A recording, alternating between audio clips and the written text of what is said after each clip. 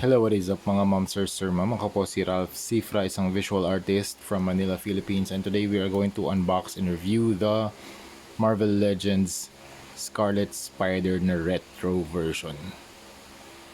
So ito yung card niya sa likod, Marvel Comics logo, Spider-Man na logo. And then you have the illustration of Scarlet Spider here. Very nice na neon cityscape na background. Tapos sa likod, meron din mga accessories kung paano papalitan yung parts. And then meron ding description ni Peter Parker or Ben Reilly. So pagkatanggal ko yung packaging, ang ginawa ko muna, hinit up ko muna yung figure using a blower para medyo mag-loosen up yung mga joints kasi medyo mahigpit siya eh. Lalo na dito sa part ng elbow. Shake test, wala namang loose to joints, very nice. And yung material niya it's a sturdy plastic. Dito mas meron mga softer. Ito mas soft yung plastic dito na ginamit para hindi maghinder sa articulation. Ito yung mga accessories niya, 1, 2, 3, 4, 4 na extra hands. Very nice, simple na character design ng Spider-Man na costume or suit. It's a red suit, tapos meron siyang hoodie na ripped yung sleeves and ripped yung part dito sa may waist. Very nice contrast between the eyes and the head, red and white. And then ang lakas ng contrast ng red suit at saka ng blue na hoodie niya. Very nice touch tong hood na yun nga lang sayang na pwede mong ikabit dito sa kanyang head, no? Pag cloth yung ginamit. Hindi siya removable. Nakaglue na tong part na to dun sa body. Tapos very large eyes, rounded na head, and you can also see the sculpt ng nose and the jawline. Very nice, sharp na sculpt. In terms of yung finish ng plastic, this has a very matte finish, lalo na dito sa suit part. Tapos dito naman medyo metallic yung finish niya sa mga belts and sa gauntlets. Okay. Ganda rin ng body mold na ginamit dito. Ito yung template na ng Marvel Legends para dito sa mga action figures na Spider-Man. And also you have the belt na merong mga tubes. 1, 2, dami. 1, 2, 3. Dami. Tapos meron din siyang yun nga gauntlet. Ito articulated to na move siya. Tapos meron din siya sa feet naman. Meron siyang mga leather straps and a pouch. Wala siyang pouch dito, no? Wala. Dito sa kanyang hoodie, merong white na ropes. Tatanggal ba to? Wait lang ah. Oh. Na-remove pa to? Ay, hindi. Naka-glue. Okay. White ropes. Tapos, meron ding Spider-Man logo dito na naka-diagonal. Ganda rin ng fold nung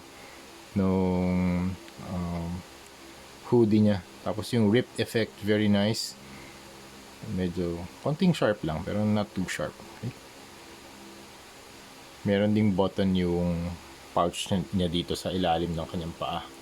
Okay, in terms of articulation, up, look up. Okay. Wala nga.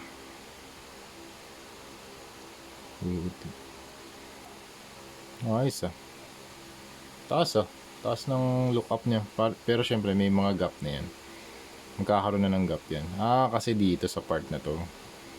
Kaya mataas yung degree of movement dahil dito sa part na to. Yung sa batok niya, yung sa back part ng neck niya, merong groove. So pag inangat mo yung head, mas mataas yung range of motion. Okay. 360 pwede. Tilt, yes. Rotate ng shoulders or ng hand, yes. Outward, rotation ng arms, double jointed elbow. Tapos movable yung wrist guards or yung gauntlet. Arms na nasa ball joint, move out, in. Okay. Tapos ab crunch. Okay. Ab crunch and then stretch. Meron din mga waist movement, meron din waist movement. Belt can also be moved. Tama ba? Yeah. Oo, yeah. Pwede ma-move. Hindi siya nakaglue. Tapos yung paa can move freely. Kick that far. Back that far. Medyo nahihinder lang yung articulation dito sa may butt area. Okay. Rotation. Leg rotation. Nice. Meron. Double jointed knees. Yes. Tapos meron din siyang calf cut. And then, toe articulation meron din. Ball joint din yung paa. Okay, try natin i-post to. Oh, nice. Grabe yung mga posing mo dito.